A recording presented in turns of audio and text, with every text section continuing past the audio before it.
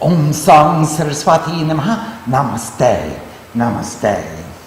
On page 339, Atha Vaikrtikam Rahasyam Rishi Ruvacha Om Triguna Tamasi Devi Satvikiya Tridodhita Sa Sarva Chandika Durga Bhadra Bhagavatir Kate Yoganidra Hare Rukta Mahakali Tamoguna Madhukoitavana Shartamyam Tushtabam Bhuju Jasana Dasabhaktra Dasabhuja Dasapadanjana Prabha Bishalaya Rajabara Tringsalocha Namalaya Suradadhanga Dasanstra Bimarupapi Bhumipa Rupasobhagya Kantinam Sapratishta Makasrika Kargabana Gadasula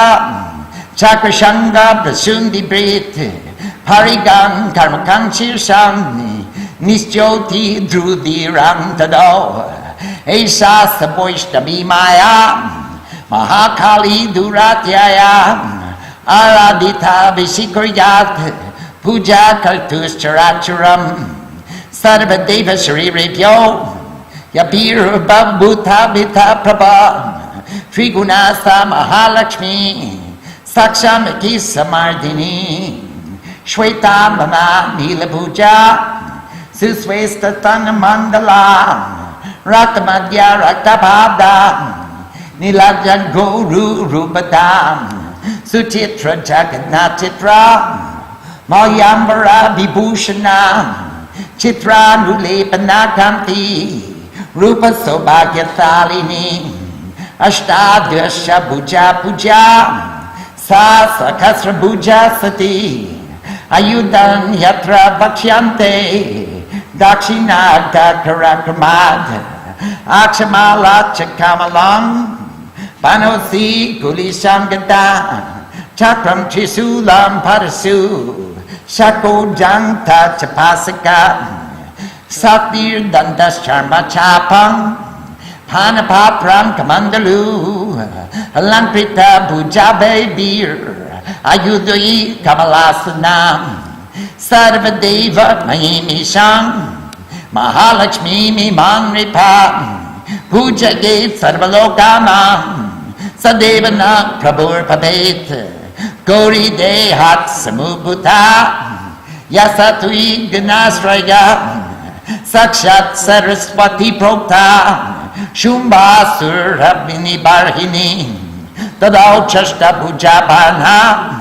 Musale Sula Chakrabit Shankang Gankang Langalamcha Karmakangcha Bhavasabasudadipa Esas Bhujita Bhakya Sarvagyatvam Pragyachati Nisumbhamatinin Devi Shumbasura Niparini Ityutvani Swarupani Murtinam Tapapartidava Upasanam Jagamatu Pritagasam Nisamaka Mahalakshmir Yadapujya Mahalakali Saraswati Dakshinottara Yo Pujye Prishtato Mitunatraka Virajiswaraka Madhye Rudro Gorya Tadakshine Pamilakshya Rishikesha Purato Devatataka Ashtadasha Bhuja Madhye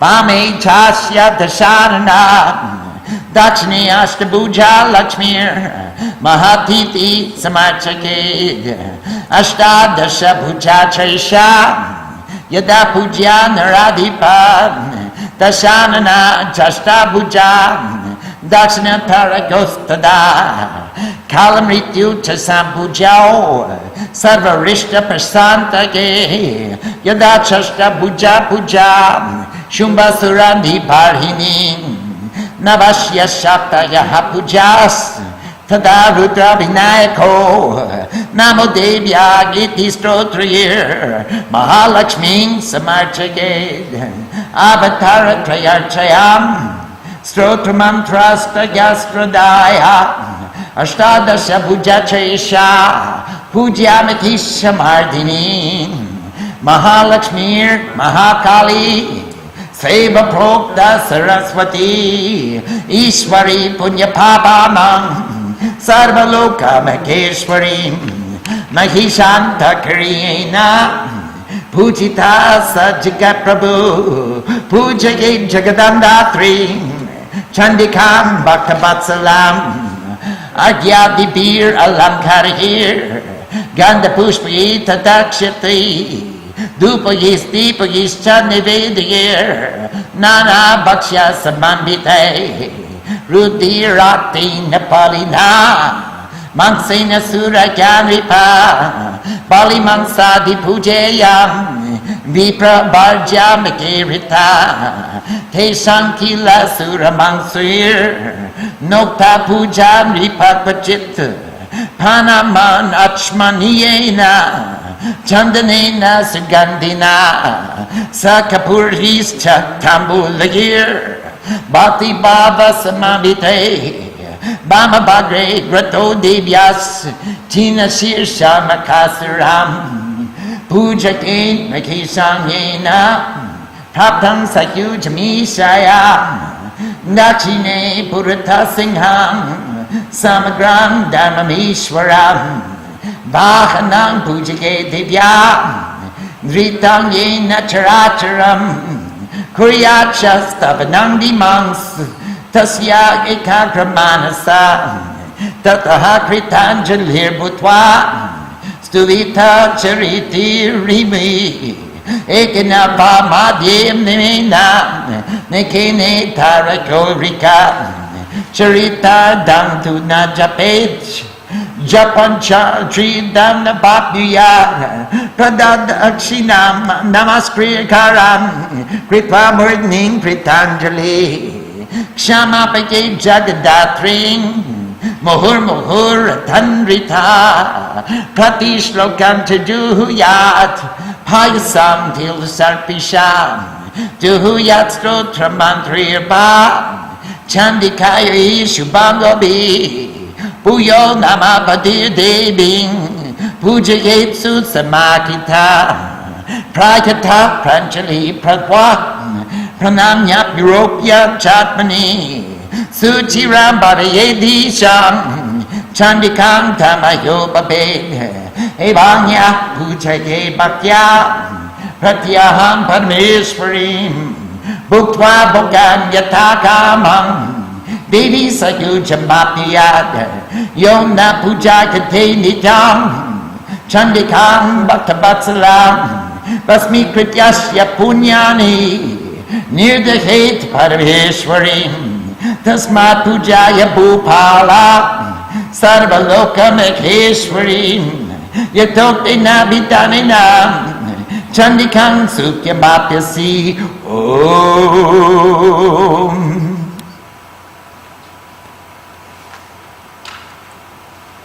Let's return to page 339 and discuss the modified secret.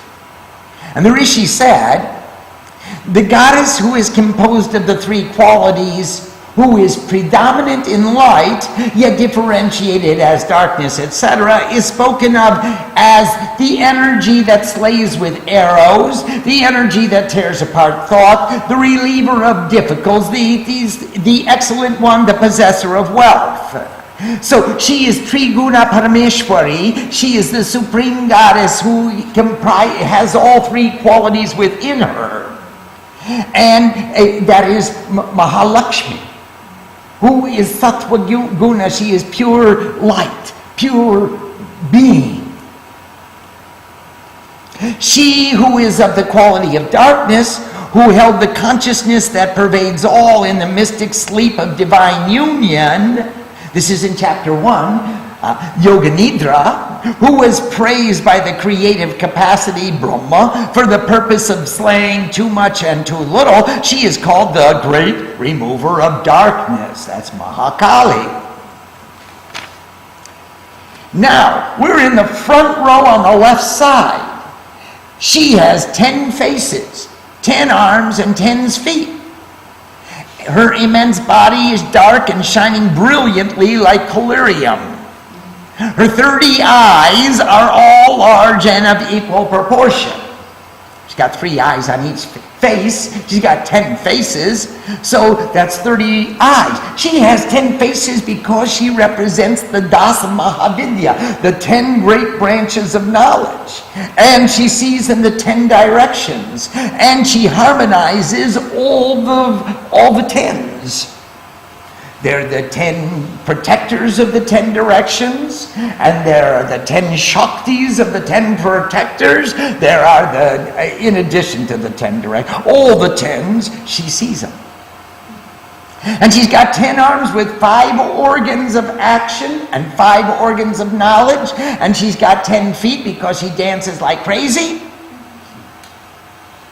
In fact, everything we see is the dance of Mother Nature dancing on the stage of consciousness. Oh, protector of the earth. And now here we have the Rishi is describing to the king. Protector of the earth, her teeth and fangs are shining, making her form frightful, and yet that form is as beautiful as lustrous beauty enhanced by love, for she establishes the great prosperity. And also she establishes the great respect, which is defined as peace in your mind and peace in your heart. The perfection of peace.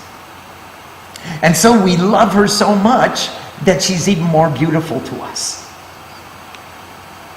In her hands she holds a sword, the arrow, the club, the spear, the discus, the conch, the sling, the iron bar, the bow, and a severed head dripping blood. And if you look closely, you'll recognize the head on that she's holding there.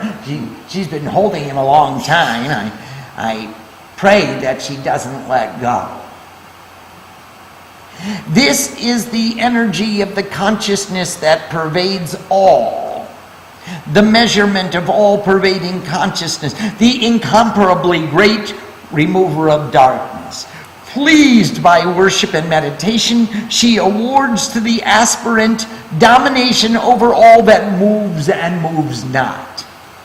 That's Mahakali. If an aspirant, a sadhu, pleases her by worshiping her with love and joy and wisdom and all his sincerity or her sincerity, she grants domination over all that moves and does not move. That is, you're not disturbed by anything. Whether it moves or it doesn't move, it doesn't make any difference to the worshiper. We're just one with her. And she's really beautiful to be one with. The great goddess of true wealth, and now we're in the center, came forth shining from the bodies of all the gods, bearing the 3 qualities of nature. She is the actual slayer of the great ego, and she is Mahishashurmardini, the slayer of the great ego. Mahan means great, Asura, Isha means ruler, Ashura means duality. The great ruler of duality, we call him here the great ego. The slayer of the great ego in Mahishashurmardini. She's the 18-armed lady in the center. Her face is light. Her arms are blue. Her breast area is extremely white.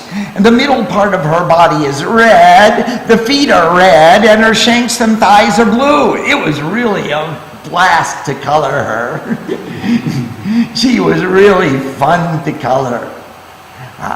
So all of her, hooray for the red, white, and blue. She's a colored lady. We have no discrimination in the Devi Mandir. We belong to all tribes and castes and colors. So she harmonizes all the gunas. All the gunas are part of her. The red, of course, is Rajas. The white is Sattva. The blue stands for Tamas. And she is waving the red, white, and blue. So she is fully patriotic and fully engaged in slaying the great ego. Her hips are beautiful and attractive, and of varied hues are her garlands, cloth, and ornaments. Unguents are smeared upon her body. She is the form of beauty enhanced by love and reflects all auspiciousness, especially if we're desiring to diminish the size of our great egos. She is very auspicious player on our team. Even though she has 1,000 arms, yet she should be worshipped with 18 hands. The weapons she holds are enumerated in order from beginning from the lower right. The rosary of alphabets, the lotus, an arrow, a sword, lightning, a club, discus, trident, a battle axe, a conch, a bell, a net, energy, staff, a shield, a bow, a drinking vessel, and the bowl of renunciation. And we discussed the meanings of all of these weapons in each of the dhanams that we recited. She is seated on a lotus seat. So remember, that's the goddess who came from in chapter 2, when all of us gods and goddesses got together and put forth our lights. All the lights united into one light, the light of radiant splendor. It became a female form and grew in stature until her feet covered the earth and the top of her crown touched the farthest reaches of the atmosphere. And then we gave her our weapons, and she took on the characteristics of the gods, and that was the Mahishashurmardini. O king, composed of all the gods, she is the ruler of the gods. Who worships this great goddess of true wealth becomes master of all the worlds and of the gods. So if you worship this form of Mahalakshmi, in the form of Durga, Mahishashurmardini, she is going to give us divinity. The actual spirit of all-pervading knowledge has manifested from the body of she who is rays of light. She is the repository of the quality of truth. It is she who slew the manifestation of ego known as self-conceit. O king of the earth, in her 8 hands she displays the arrow, pestle, pike, discus, conch, bell, plow, and bow. This is the goddess who slew self-conceit and self-deprecation. Who will worship her with devotion will attain all wisdom. So this is Mahasaraswati. This is the goddess who slew self-conceit and self-deprecation. Whoever will worship her with devotion will attain all wisdom. O king, the intrinsic nature of these embodiments has been described. Now understand how to continually meditate upon the Mother of the Universe in these forms. So here we have the origin of the cosmic puja. Please understand how to worship the Mother of the Universe in these forms. When the great goddess of true wealth is to be worshipped, she should be established in the center with the great remover of darkness to her right and the great spirit of all-pervading knowledge to her left. That means that Mahishashurmardini, Mahalakshmi, is in the center. To her right, which will be our left, is Mahakali, Dasha Mahavidya. And to the right, to the left of Mahalakshmi is Mahasaraswati. And so we have the 3 ladies, Mahakali, Mahalakshmi, Mahasaraswati, in the front row established. Directly behind them. Oh, I'm sorry, this is the middle row we're talking about. We're first establishing the middle row. So she should be established in the center. She is in the center of the 3 rows, both vertically and horizontally. So to her left is Mahakali with 4 hands, and to her right is Mahasaraswati with 4 hands. And directly behind them, the 3 pairs should be worshipped as follows. Brahma, the shining one, Brahma, and melody, Saraswati in the middle.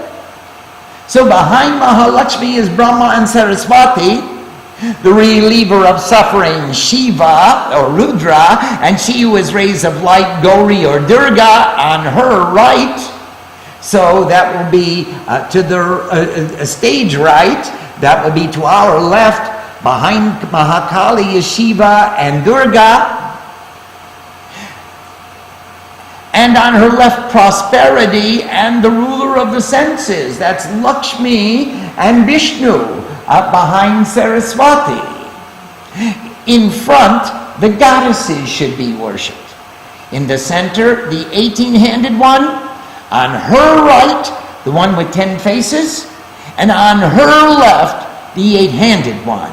And thus the greatness of the goddess of true wealth is to be worshipped. Mahalakshmi remains in the center. So we begin with Sarvasadya Mahalakshmi. The 4-armed Mahalakshmi was in the center of all. In the center of the second row and in the center of the 2 goddesses. On her right is Mahalkali, on her left is Mahasaraswati, and the 2 pairs, the 3 pairs, are directly behind them. So remember, Shiva took birth from Mahakali, and Durga went to the house of Shiva when they married. Brahma took birth from Mahalakshmi, and Saraswati went to his house when they married. And Vishnu took birth from Mahasaraswati, and Kamala Lakshmi went to his house when they married. So we have the second row and third row established, and now in the front, Mahakali, Mahalakshmi, Mahasaraswati again should be worshipped. And the center, the greatness of the goddess of true wealth, is to be worshipped. O King of Men, when only the 18-handed goddess is worshipped, or only the 10-faced or the 8-handed, then for the remover of all obstacles on the right side, time should be worshipped, and on the left side, death. When the 8-handed slayer of self-conceit is worshipped, then her 9 energies, the 9 forms of Durga, Brahmi, Maheshwari, Kaumari, Vaishnavi, Varati, Narasinghi, Aindri, Shivaduti, and Chamunda are to be worshipped along with Rudra and Ganesh. So here we have the establishment of the altar and the establishment of the yantra that we draw every day in flowers. The hymn of praise that says, Namo Devyagi, Mahadevyagi, Shivayagi, Satatang Namaha, I bow to the goddess, should be sung for the great goddess of true wealth. Namastasye, Namastasye, Namastasye, Namo Namaha. The mantras and songs of praise from the 3 episodes should be sung for their respective deities. So here we have the origins of the Chandi Path. Now, that says that the mantras of the 3 episodes will be sung for their respective deities. That means the 700 verses. Now, there is a tradition to read the book from cover to cover, and that is another tradition which expands, but that does not come especially from the Vaikrtikam Rahasyam. The puja for the great goddess of true wealth, the slayer of the great ego, must be conducted specially because she is the great goddess of true wealth, the great remover of darkness, the spirit of all pervading knowledge, the controller of all virtues and sins, and the great lord of all the worlds. So Mahalakshmi is worshipped specially because they all came from her. So she stays the center part of our focus. Who worships with devotion the great goddess of true wealth, the destroyer of the great ego, will become the master of the universe. Therefore, worship the supporter of the universe, he who tears apart thought, bestower of grace to devotees. So our worship of Mahalakshmi, Mahishashamardini remains special. We can perform all the worship in front of her, or we can use the cosmic altar and worship them all. This is called Samashti Upasana. It's universal puja. We've got Ganesh, we've got Shiva, we've got Shakti, we've got Vishnu, we've got the sun and the 9 planets. We're making a yantra in flowers which depicts how we guide our attention into the presence of the Supreme Divinity. And then how we invite that energy into us. With the offering of various objects that demonstrate respect. Ornaments, scented flowers, whole grains, incense, lights, and various dishes of food with passionately devoted sacrifice, meat, spirituous liquors. O king, the sacrificial offering of meat and alcohol or offerings drenched in blood is forbidden to the twice-born knowers of wisdom. So here we have, if you're a kshatriya and you need the energy or the food, or you're habituated to eating meat, then at least make it as an offering to the goddess in worship. That is, you can eat meat if you choose, but you should thank that animal for giving its life. And you should thank that goddess for accepting that offering. And then you should make the whole thing as a part of a spiritual discipline. It's a lot different than going to the grocery market and buying shrink-wrapped processed meats.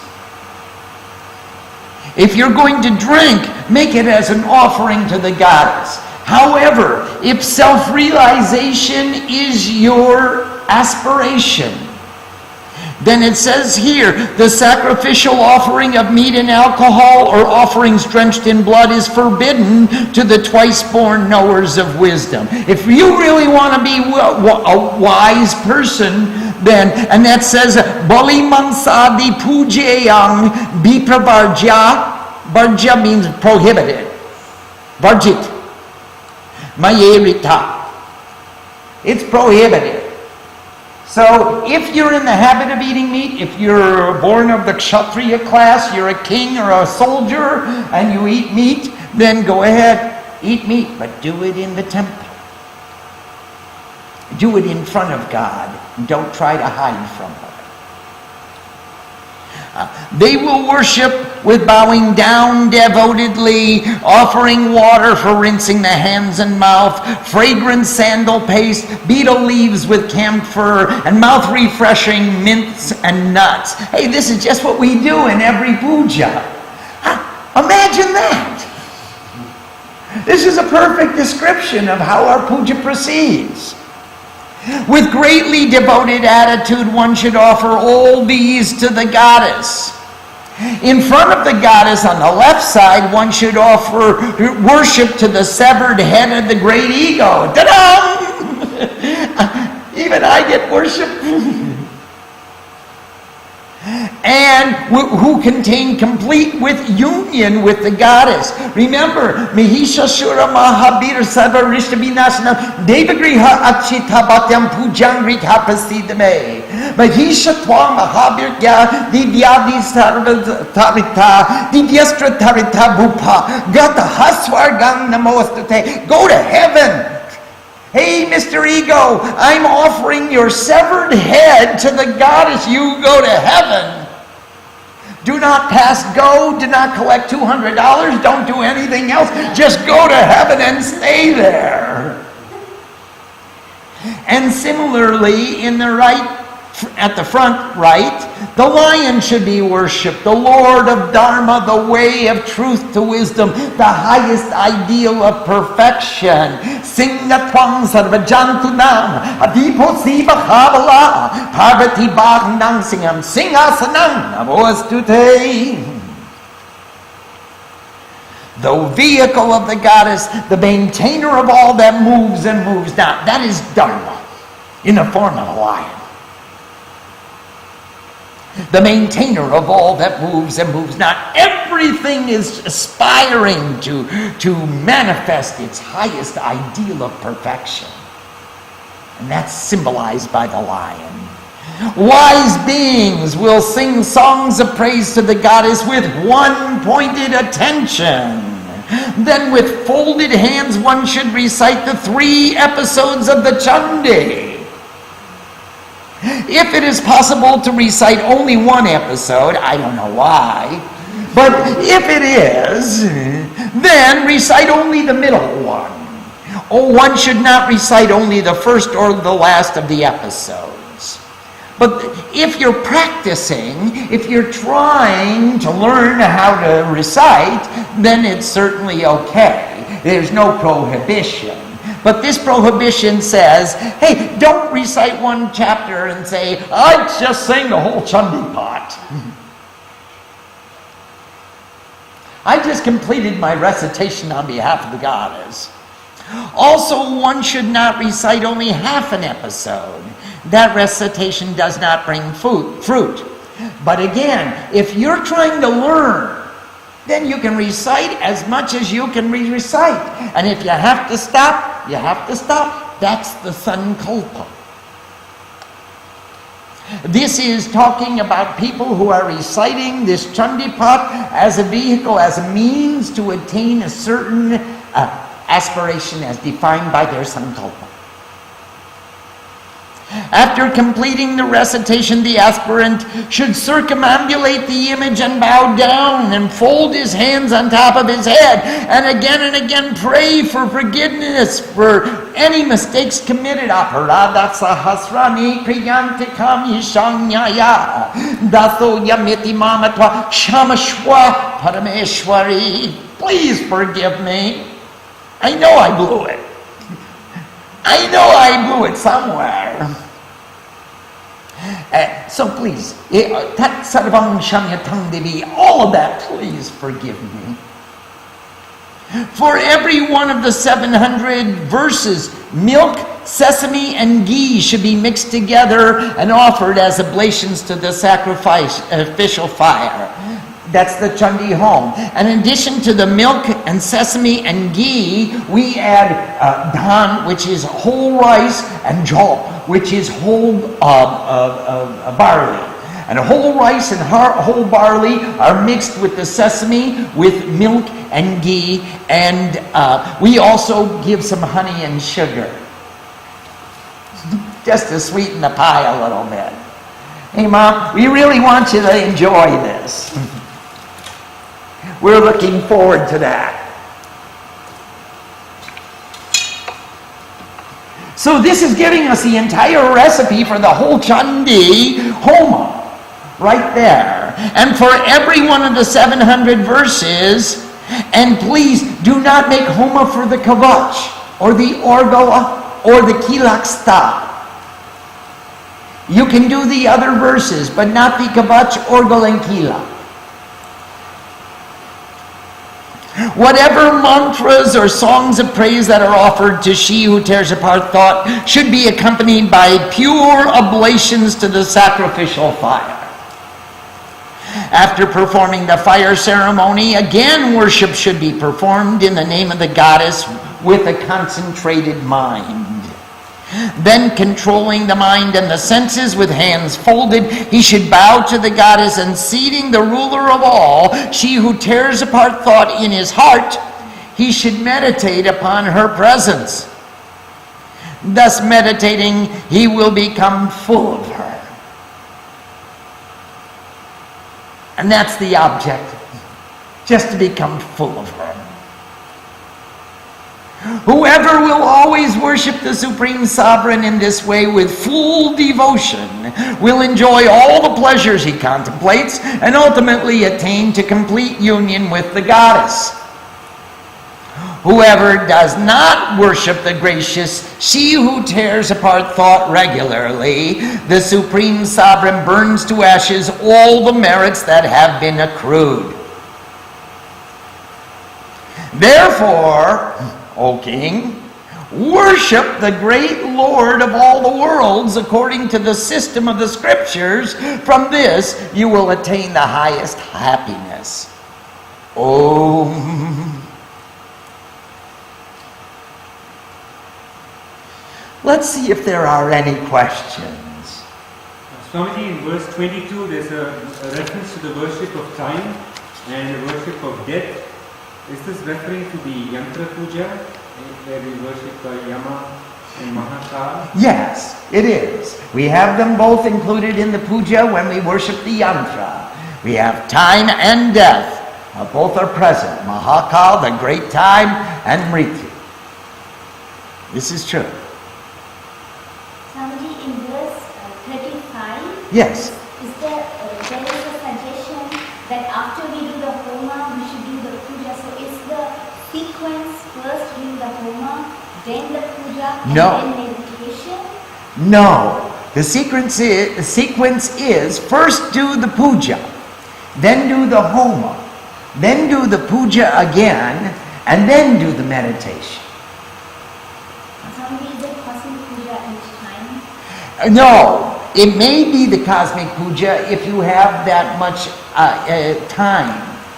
If you don't have that much time, it could be the offering of food at the end. It could just be panchopachar. All puja does not have to be rajopachar. See, there are various forms of puja that we perform. Sri Krishna very nicely said in the Gita, Patram Pushpam Toyam Phalam Yome Bhaktya Pratyakshati. Whoever offers me a leaf, a flower, some water, or a fruit, not and, or, then those four articles constitute, one of those four articles alone is sufficient to make a puja. Now we have panchopachar puja, which is a light, incense, water, a flower, and a fruit, or some food offering. And then we have dasopachar puja, we have shorashopachar puja, we have rajopachar puja, where we have umbrellas and fans and mirrors and all kinds of other articles. We even have a padoti, a system for offering water from each of the 7 seas, and from offering rainwater, and offering well water and water from a pond. And each has a different mantra.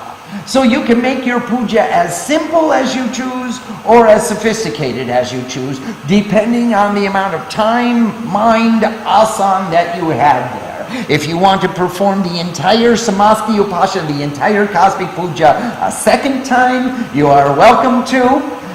Otherwise, you can make a few objects of offering, and that will be considered your upasangar puja.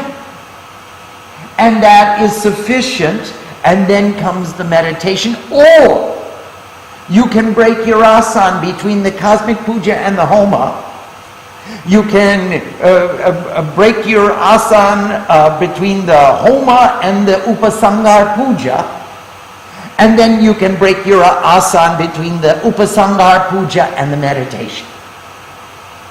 This will be a full day of activity. You understand? So there are many ways to design the sadhana. When I was alone in the mountains by myself, then I would do jatabibi as much as I could. Are there other questions, please? Swamiji, question from Usha from Canada. Namaste Ushama. Namaste Neil. Pranam Swamiji, verse 2. Yes. It seems that here Shakti is portrayed as even having dominance over Shiva. It is she who determines either the sleep of union or the dance of creation. Could you say a little about this, please? Oh, you're absolutely right. All 3 of the men were born from the young girls as soon as they took birth. Remember, Sadhavas Adya Mahalakshmi, first and foremost was Mahalakshmi, and she said, she divided herself into Mahakali and Mahasaraswati and Mahalakshmi. And then she said to her counterparts, let's each produce a male and a female pair. And they did. So they each gave birth to the men. Mahakali gave birth to Shiva, Lakshmi gave birth to Brahma, and Mahasaraswati gave birth to Vishnu. And then they gave the girls to their respective partners. So this means that when Shakti manifests, immediately a form of consciousness is manifest, which perceives that particular activity of Shakti. So you are right, Usha, Shakti is dominant, at least in Shakti philosophy. Now in Vaishnava philosophy they say Radha is the handmaiden of the Lord and she does whatever he says to do. And she is called Shaktiman, the holder, a wielder of Shakti. But in Shakti tradition, Sarvas Adya Mahalakshmi, she manifests, and then the male forms manifest. They are dependent upon her movement for perception. If there were no movement, there would be infinite perception, wherein Siva and Shakti are one. There's no distinction.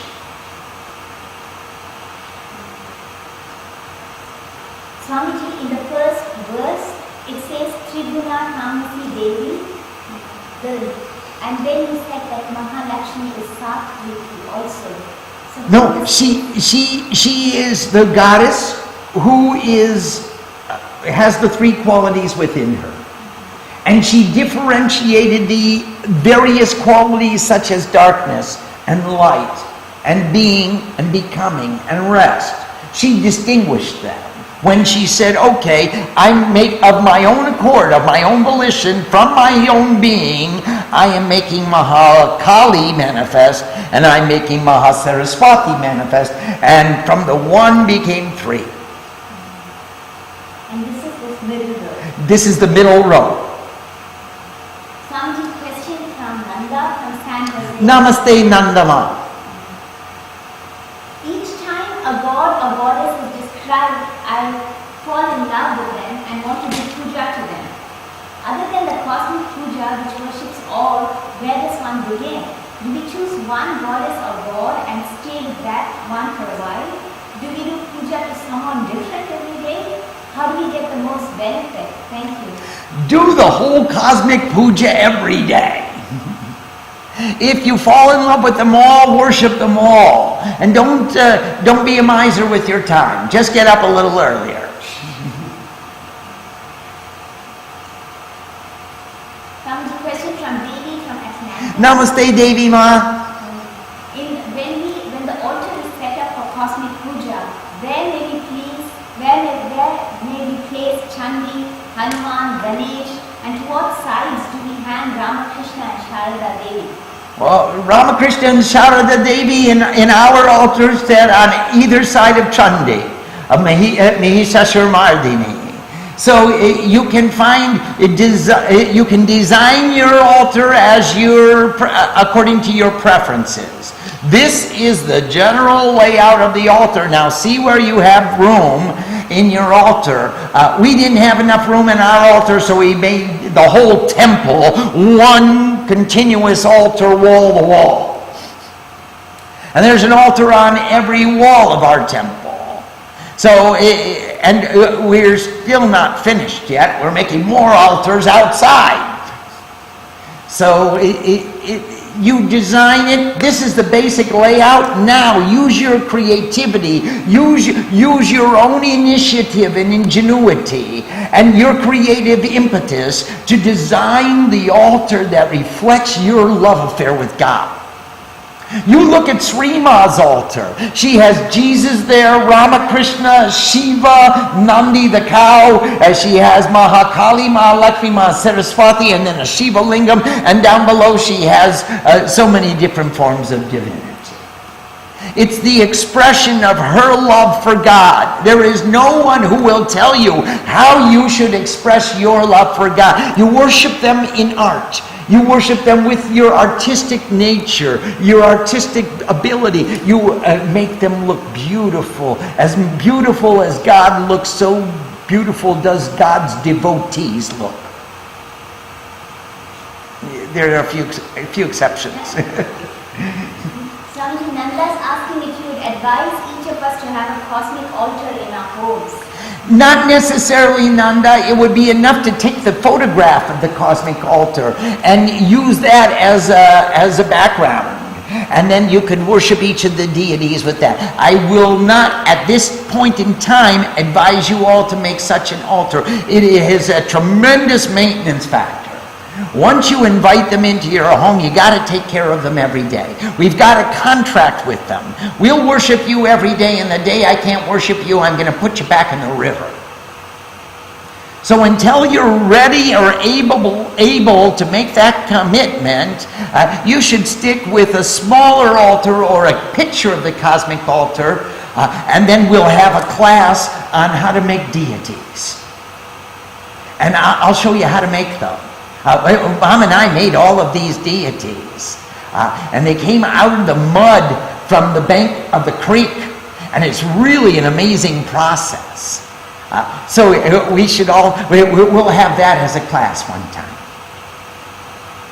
So the question from Devi from Atlanta. Namaste, Devi Ma. I have seen many different Lakshmis dressed in purple or red and others. What picture is best for using in the center with 4 arms? Thank you. I would use a Lakshmi with a red dress with 4 arms. She'll have an owl with her. She will be a fine Mahalakshmi. Swamiji, a question from Kumari from Valley. Namaste, Kumari Mom. What is the relationship, if any, of Gauri, who is rays of light with Hiranya Garbha and Sutratma? Kumari Mom, they are all related, certainly. Gauri, certainly the Sutratma, first there's the Paramatma, and then there's the Sutratma, which is the subtle soul. And there's the Gyanatma, which is the manifestation of that subtle soul in the form of wisdom. And then that Gyanatma manifests as Virat, as the manifested existence. And Gauri, she who is rays of light, is like Hiranyagarbha, the golden womb from which this Bindu emerges. So she is Nirakara and Sakara. She is both with form and without form. This Durga that we are worshipping is a manifestation.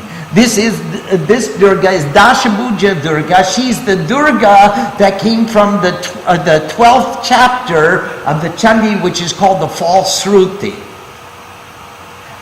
So she is the 10-armed Durga. In the center, of course, is Mahishashur Mardini, who is the 18-armed form of Mahalakshmi. And they are somewhat different. So yes, there is a relationship between all of them. Swamiji, another question from Kumari. Can you please speak a little about the meanings of the red, white and blue colors of Mother Lakshmi? Thank you. Yes. Remember, she is comprised of all the 3 qualities. So the white stands for Sattva, the red stands for Rajas, and the blue stands for Tamoguna. And she is Vichitra. She is, all of her body parts are different colors. And she has various colors and various qualities. And with this, she takes away the energy from the great ego. Question from Ambika from New Jersey. Namaste, Ambika Ma. Pranam Swamiji, the title of this chapter is interesting. Please help me understand what it means. There's a modification from the first, the first secret that we just studied, the Pradhanika Rahasya.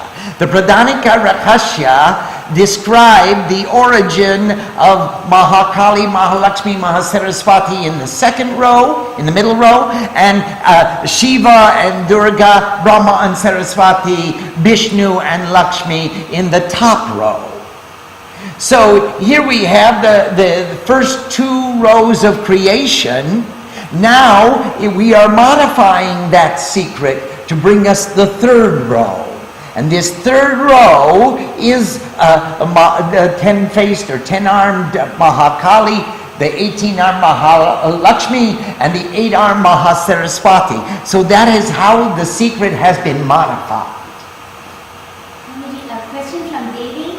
Yes, Devi? On very full days, if it's difficult to do the whole cosmic puja, is there a way to shorten it for such days when you're trying to do it each day?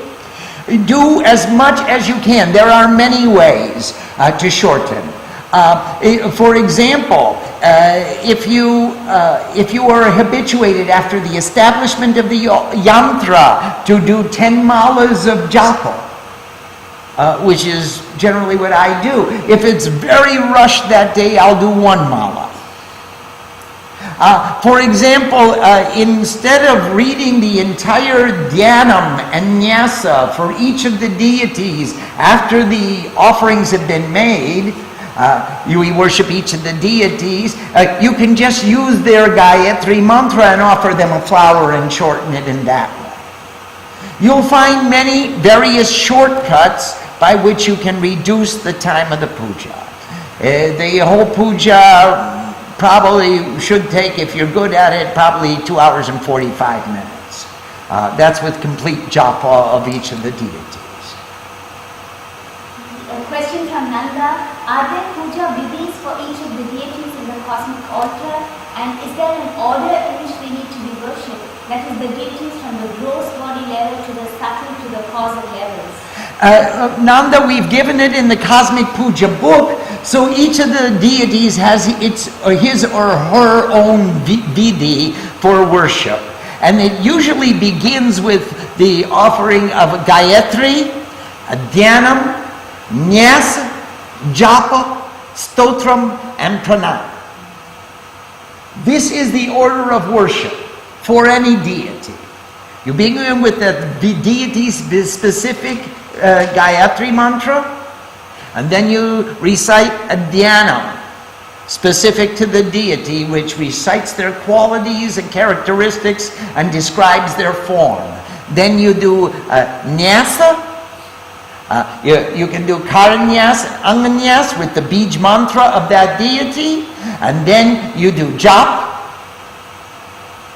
and then you can recite a stotram, and then you can recite the pranam. And this works for every deity, and that's the order that has been followed in the Cosmic Puja book. Swamiji, in the Cosmic Puja book, we offer all the offerings at one time. At one time. Yes. And that is a possible, that's a shortcut. It is a shortcut and it's legal. It's because the worship of Mahalakshmi should remain specific and pronounced. It must be conducted specially. So if she receives all the offerings on behalf of all the gods and goddesses, it is more than sufficient to fulfill the requirements of the Padoti. It's the same way that we give all the various offerings to the fire to Agni. And we call Swaha with each offering. So that's sufficient.